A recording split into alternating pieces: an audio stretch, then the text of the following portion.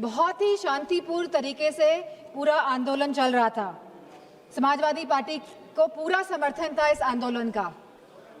और मैं कहना चाहूंगी कि हमारे सभी युवा समाजवादी पार्टी के सांसद इस आंदोलन में गए, शरीक होने गए।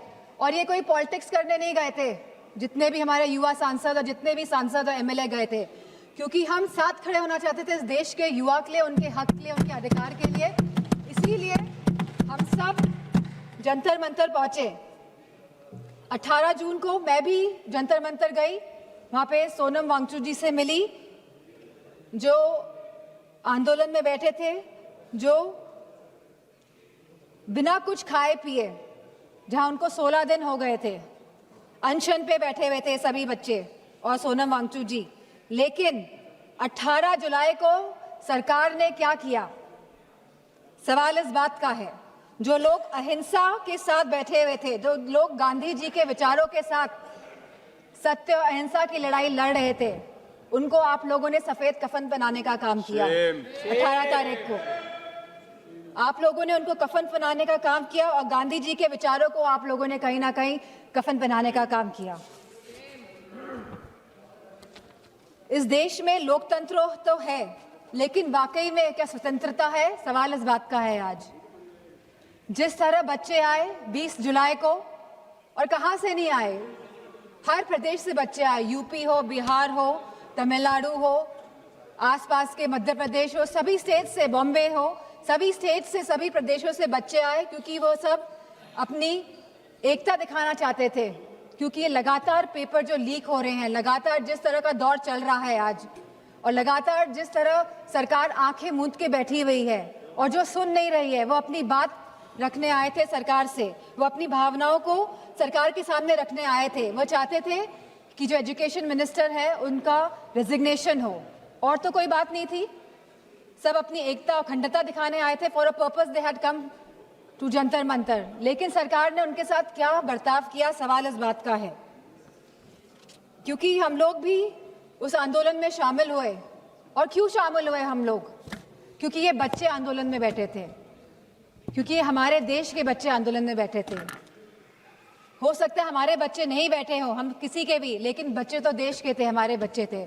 इसी भावना के साथ हम इस आंदोलन में गए कि हमको साथ देना है, नहीं तो हम अपना मुंह कैसे दिखाएंगे? हमारी अंतरात्मा क्या जवाब देगी? और ये आत्मा की जवाब जो हम दूसरों को नहीं देना चाहते थे, हम खुद को हमको जवाब देना था। इसीलिए हम सब गए। लेकिन जो बर्बरता देखी गई सड़कों पे, उसका बयान नहीं किया जा सकता है। आपने बैरिकेडिंग लगा दी 100-100 मीटर पर, और बच्चों को आपने वहां पे ट्रैप कर दिया, और फिर वहां पे आपने लाठियां बजाई बच्चों पे, उनके सर फोड़े गए, बेटियों के कपड़े जानबूझ के फाड़े गए। ये सरकार जो बेटियों की बात करती है, आपने बेटियों के कपड़े फाड़े, आपने कील लगी वाले डंडों से बच्चों के सर फोड़े, वहां पे आपने पैलेट गन चलाई, आपने बिहार में AK-47 का प्रयोग किया। हम थे वहां पे, हमें पता है क्या स्थिति थी। किस फेयरलेसनेस के साथ, बिना डरे बच्चों ने सामना किया इस प्रशासन का, शासन का और सरकार का। बहुत बच्चे बेहोश हो गए, बहुत बच्चों के सर से खून निकल रहा था। They were feeling humiliated. I could feel their pain because I was there. और मैं समझती हूँ जितने भी लोगों ने, जितनी भी माताओं ने, और मैं समझती हूँ पुरुषों ने भी ये रील्स देखी है इंस्टाग्राम में, सोशल मीडिया के माध्यम से, जो भारतीय जनता पार्टी के लोग छुपा नहीं पाए अपनी गोदी मीडिया द्वारा। तो सबका दिल कहीं ना कहीं आहत हुआ। सबको चोट पहुंचाने का काम भारतीय जनता पार्टी की सरकार ने किया है इस आंदोलन को लेके। और जिस तरह से बेटियां इस ट्रॉमा से गुजरी हैं, वो बोल नहीं पा रही थी ठीक से, वो सांस नहीं ले पाई थी ठीक से। जिस तरह से आपने छातियों पे बच्चों का वार किया है, मैं समझती हूँ कहीं ना कहीं आप सबके आगे तो आएगा ही है, कोई भूलने वाला है नहीं। यहाँ पे लोग इमरजेंसी की बात करते हैं, 50 साल पहले इमरजेंसी लगी थी और आज भी इमरजेंसी की बात होती है। लेकिन इमरजेंसी अगर वाकई में आप लोगों को देखनी थी तो आप आते हो सड़कों में देखते कि इमरजेंसी क्या होती है। जहाँ बच्चे खून पसीना बहा रहे थे सड़कों पे, वहां पे आप सब लोग बहुत ही महफूज तरीके से बैठे हुए थे संसद के अंदर।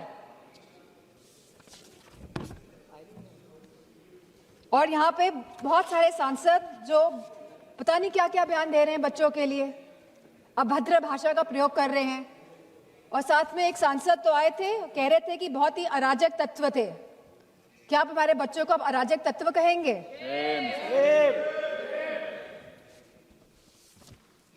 यहाँ पे जो सांसद है वो तो डर के मारे इधर से उधर हो रहे हैं। सरकार को डिलिमिटेशन बिल पास कराना है तो दबाव बनाया जा रहा है सब पे कि आप इधर हो जाइए, आप उधर हो जाइए, लेकिन आप लोग बच्चों पे कोई दबाव नहीं बना पाए। और हमें बहुत फक्र है इस बात का कि हमारे बच्चे झुके नहीं आपके आगे, इस सरकार के आगे नतमस्तक नहीं हुए। आप लोग तो अमेरिका वालों के सामने नतमस्तक होके आ गए। लेकिन हमें फक्र है कि हमारे बच्चे लड़े और इस लड़ाई को जीते। और मुझे खुशी इस बात की है कि समाजवादी पार्टी पूरी तरह से यूथ के साथ, छात्रों के साथ खड़ी रही और आगे भी हमेशा खड़ी दिखाई देगी।